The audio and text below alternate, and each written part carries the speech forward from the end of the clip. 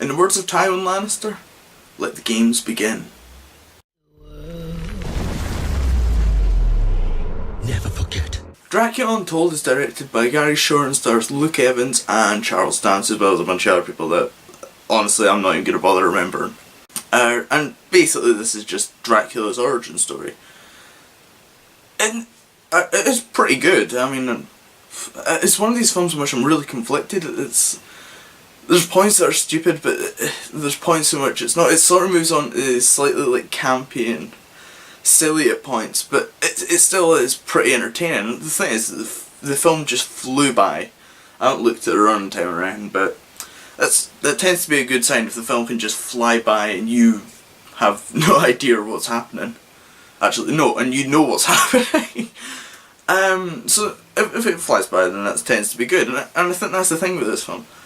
I actually think Luke Evans was really good as Dracula, and he did, as much as this is all set in basically a past period, it's quite good actually how they managed to give Dracula his powers. Like, for some reason, in the early 2000s to like 2013 or something, Dracula was just a guy with sharp teeth. He didn't have any other powers. Nothing. I have no idea how this happened. Twilight. But no, it's not all Twilight's fault. But yeah, for some reason he did. He didn't have any of his powers. But it's really good to see his powers come back. Like, have him actually use his bat stuff, which you probably see in the trailers and stuff like that, and the speed and the strength, and not just have Dracula be this guy with sharp teeth that's for some reason portrayed before. So that was really good, and I really did like the whole story that he was given. It was simple enough for it to just work. And I think that was the thing, that there's some scenes that are really good. Sometimes the CGI is a bit off. Sometimes it's really good. It reminded me a bit of 300 at its points. But I don't think it was going for style over substance in this one. I think it was definitely focusing more on the story and building up Dracula. The problem with it, I did find, was it seemed to forget that loads of people knew Dracula's story, and it seemed to think like, oh, this is going to be a big twist at points, and it's not really. You know what's going to happen. Put it this way, if you know anything about Dracula, nothing's really going to surprise you. But the film, for some reason, thinks that it does surprise you. And the music's actually, it fits really well. The one thing that I absolutely hated about this is some of the camera work. Right, first fight scene, I have no idea what happened. There's one shot that's really good, and I'll go into that later, but instantly we get extreme shaky cam, and there's nothing happening. It's honestly, right, we've got a really fast Dracula. Dracula's using his speed and everything to fight. So how do we, it's like the director automatically went, how do we make this even more difficult to see? And he just shakes the camera even further. So not only are we trying to look at some speeding thing that's flying through like an army, like demolishing them, but also we have to somehow get rid of this whole shaky cam thing.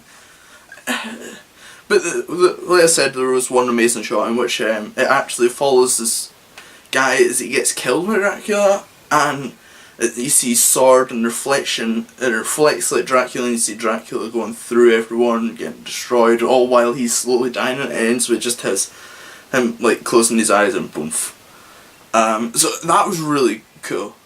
Charles Dance was actually a really good vampire. He played this sort of vampire that turns Dracula, and unfortunately he wasn't in as much as I hoped. That they kind of hinted at this sort of game in which he's waiting for Dracula to drink human blood, and he doesn't do that, and he's like completely against drinking human blood. Like I said, with spoilers, like I said, if you know anything about Dracula, you know how this ends, and it still treats that as a big surprise. But I genuinely wanted more Charles Dance, because it really hinted at this game in which, like, the fact that he sees this as a game, the fact that Dracula's not willing to drink blood, and it just makes it so... I kind of wanted to see, like, sort of Charles dancing away, taunting him. There's nothing really, it's hinted... The thing is, with blood, with vampires, it's really hard to resist. They are drawn to it. There's tons of films. It's like a really... most common scene is which you see, like, a vampire, it just flops to the ground for blood. Especially when it hasn't had any. Yet for some reason Dracula's just like, oh no, it's fine. Blood only gives me power. No, it's how they survive. That's not really though, it's a bit entertaining at points. There's some bits that are really entertaining. One bit I wasn't sure about with physics and everything. Yeah, that's what I do nowadays. I just comment on the physics of everything. I don't feel very invested in any of the characters. The only character in which I felt invested was his son, and that's probably because he was Rickon. And I mean he was genuinely Rickon. He was Rickon. He had Rickon's personality completely. Or at least from the TV show anyway. So, I'm like, no killing Rickon. As for the rest, there's just some points in which it's good, some points in which it's bad. I wasn't expecting much when I went out to see this film. The trailer just made it look okay. I wasn't sure what to think. So believe it or not, I was out of all my friends who really wanted to watch it, I was the one that probably enjoyed it the most. That's only because it surprised me a bit. So I'm gonna give it probably a 7 out of 10. As always, remember to like, comment and subscribe, and I feel like asking you a question. Who's your favourite actor who's portrayed Dracula? All time. Mine, Christopher Lee, obviously.